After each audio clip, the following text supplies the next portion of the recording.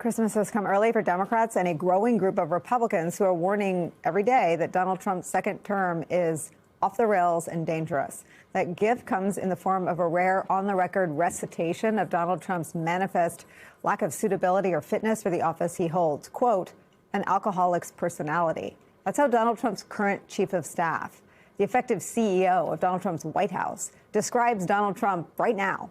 That's her view right now to journalist and author Chris Whipple.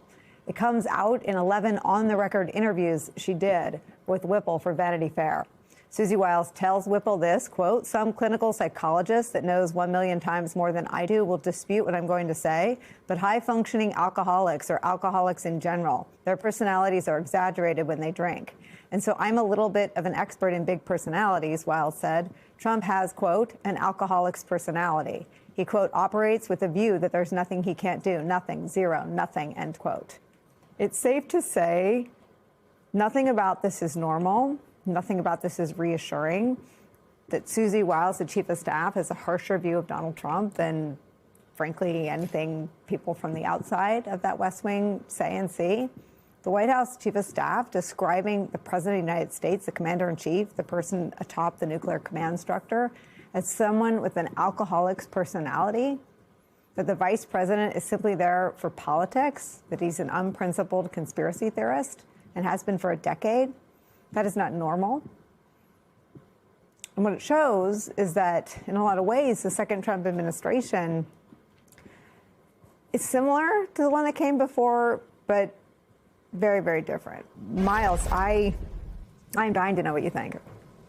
Well, a couple of things. I mean, Nicole, when I first read this, my immediate reaction was, okay, Susie Wiles is admitting what we have long known about Donald Trump, that the guy wears his heartlessness on his sleeve. But as you noted, she also blew his cover that he wears lawlessness as a badge of honor. I mean, she just gave that up completely and in ways that can materially affect some of the cases that they have against Trump's enemies. I mean, she said the quiet part out loud, that these prosecutions are basically vindictive. And I think she'll give people like Letitia James and others some of the legal support they need to make a direct connection between the president's official abuses of power and the actions being taken against them. So that's piece number one. But piece number two, Nicole, I really felt like comparing her to my former boss, John Kelly, she seems a lot more like a bystander in the Oval Office, a lot more like a bystander. She comes off in these interviews like a nice-ish retired lady who says, yeah, Mr. President, that might be bad, but doesn't really do anything to stop it. I mean, there seems to be almost admissions of guilt here, or perhaps direct admissions of guilt, that the president is engaged in abusing his power for political purposes. I mean, this was the exact thing when you and I talked in the early days, Nicole, that I had come forward to talk about. As my worry was, hey, if this guy wins a second term, he is talking about doing all of these things that would be clear abuses of his powers as president to go advance himself politically and to get retribution against his enemies. That's wrong. It's unconstitutional. It's un-American. And she seems to be conceding. Welcome back, guys. This video really surprised me because the way Susie Wiles talked about Donald Trump felt unusual, open and honest. She did not sound careful or guarded. Instead, she spoke like someone who has fully expected how Trump behaves and has learned to work with it rather than question it. That is why Nicole Wells calling her the chief enabler makes sense. After hearing these comments, it feels like Wales is not there to control Trump, but to manage his behavior and make sure his wishes move forward. When Wales describes Trump as having an alcoholic's personality, she is not talking about alcohol. She is talking about his behavior patterns.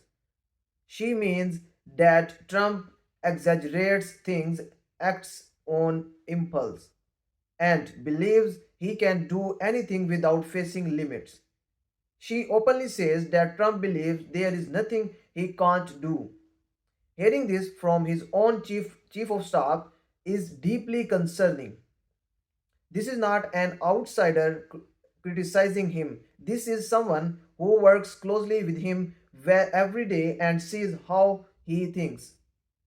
What makes it more troubling is how normal she makes it sound. There is no warning tone in her voice. There is no sign that she sees this as a problem that needs fixing. It feels like she has accepted this behavior as part of the job. That kind of acceptance at the highest level of power can be dangerous because it removes accountability. Her comments about Trump's inner circle are just as revealing. What she talks about JD Vance, she calls him a conspiracy theorist and suggests that this support for Trump was political, not based on belief or values. That tells us a lot about how loyalty works in this circle. Sport is not earned through honesty or principles.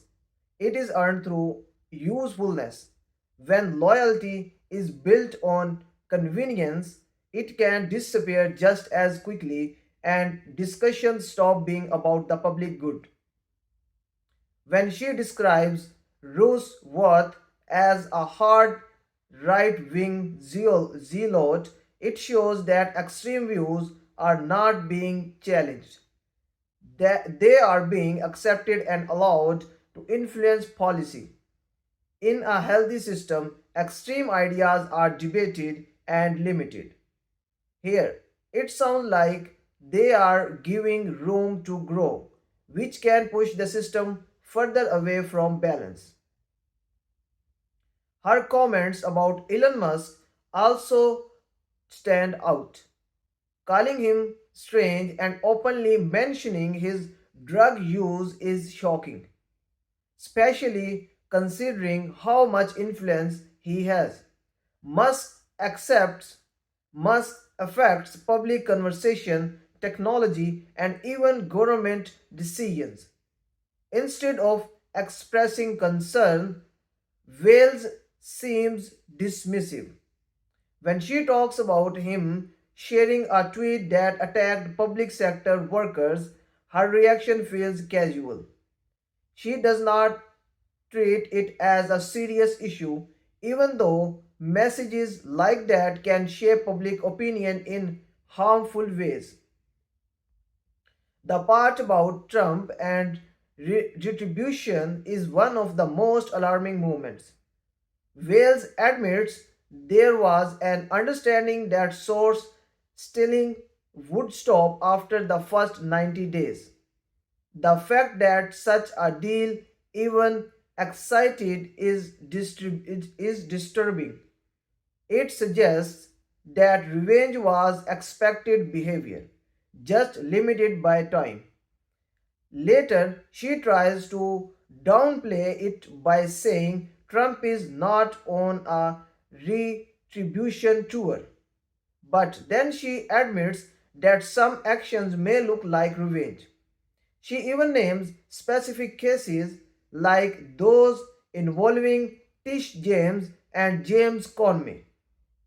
Her explanation that Trump does not wake up thinking about revenge, but takes it when the chance appears, does not make it better.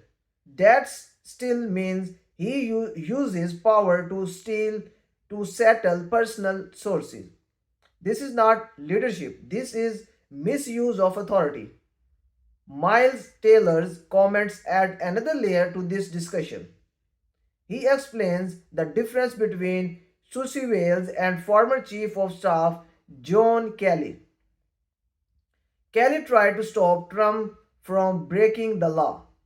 He tried to protect the Constitution even when it made his job harder. Wales, on the other hand, sees her role as helping Trump achieve his goals. She does not see it as her responsibility to stop him, even if his actions across legal or ethical lines. When Taylor calls Wales a bystander in the Oval Office, it is a powerful statement. A bystander at that level is not natural. When someone sees wrongdoing and doing nothing, they are allowing it to continue. Silence becomes sport, inaction becomes approval. The fear about a second Trump administration feels very real after hearing this. Taylor explains that during the first term, there were people who tried to protect the system, not just themselves. Even then, there were serious problems. Now, it sounds like those guardrails are gone. What remains are people who will not say no, who will not push back, and who will enable whatever Trump wants.